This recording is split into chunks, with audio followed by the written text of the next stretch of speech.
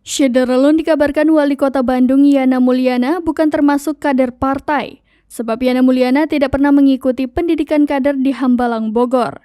Demikian diungkapkan Ketua DPC Partai Gerindra Kota Bandung, Tony Wijaya.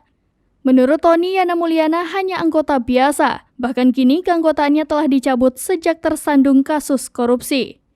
Seperti diketahui, Yana terjerat kasus suap pengadaan CCTV untuk proyek Bandung Smart City.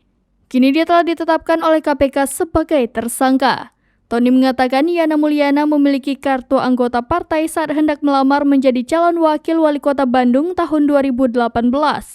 Tony menegaskan Yana bukanlah pembina Partai Gerindra karena sejak menjadi wakil wali kota Bandung hingga dilantik menjadi wali kota Bandung tidak terjalin interaksi maupun komunikasi antara Partai Gerindra dengan Yana Mulyana.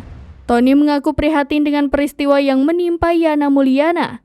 Tony memastikan tertangkapnya Yana Mulyana tidak akan berpengaruh kepada elektabilitas partai. Menurutnya, penangkapan Yana tidak akan berpengaruh kepada elektabilitas partai karena masyarakat sudah cerdas.